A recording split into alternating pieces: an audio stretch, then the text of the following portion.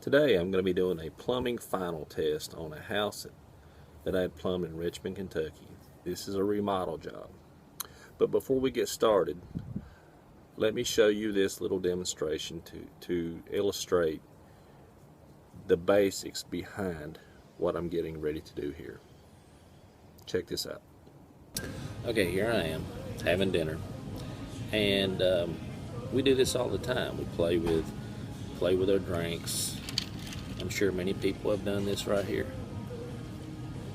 many times. Never really thought anything about it, but by placing my finger over the straw, it holds my Pepsi inside the straw. You let the finger off and it goes out. Well, that's the same way with the plumbing test. Once the roof has been capped off and the sewer has been plugged off, you have a closed system unless there's a hole inside of a line somewhere. So this is the best way to explain it, and I hope this was a demonstration that does so. Anyway, back to the job site. Now it's time to get on the roof, so let's get going.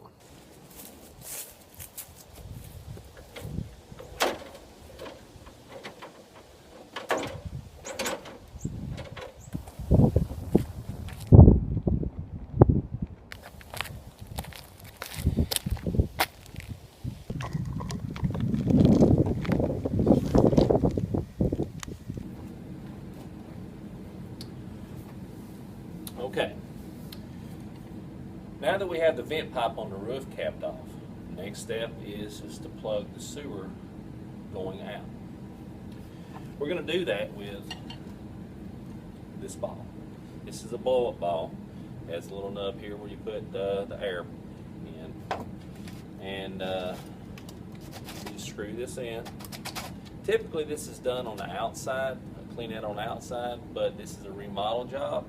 So code book says that the clean out has to be within 2 foot of the foundation wall, but it does not state whether it's inside or outside. For this application, we have put an inside clean out. So what we're going to do is blow this up, and I usually put about 40 pounds of pressure. Make sure that there's no leaks around this at all. So if water can get around this, so can air. We want to make sure that that don't happen. Well, there we have 40 pounds of pressure. Let's go upstairs and check to see if our test is going to hold. Okay, now that we have the roof capped off and we have a blow-up ball in the clean out in the basement, it's time to make sure that all the fixtures have water in all the traps, because each fixture has its own trap. We got to ensure that there's water in those traps, otherwise our test will not hold.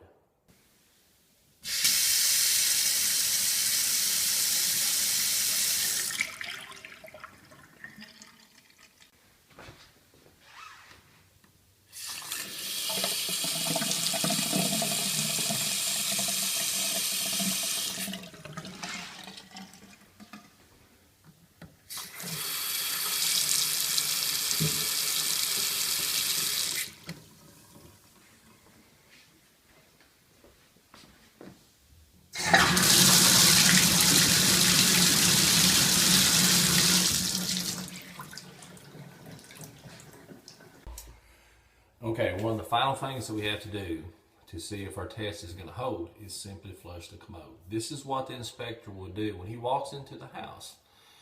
He will check the traps to make sure we have Kentucky code traps on and everything is up to par there. Then he will go to the commode. He will flush it. If the commode starts to back up, the water starts to rise, that's a good indication that I have a closed system. And it has to stay there for a time to make sure that there's no little small hose somewhere in a pipe or a wax ring on the commode is not letting air seep around it. Otherwise, sewer gases can come back into the house. So here goes the test.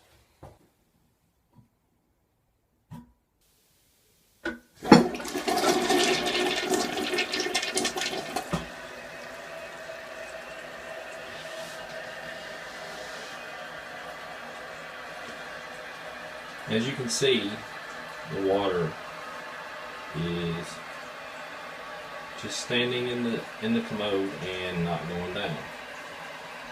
This is an indication that I have a closed system. Okay, the final thing that will happen is the plumbing inspector will put a red or a green sticker on the hot water heater to indicate whether I passed or I failed the plumbing final test. Well, I'm happy to report I have a green sticker. Well, there we have it.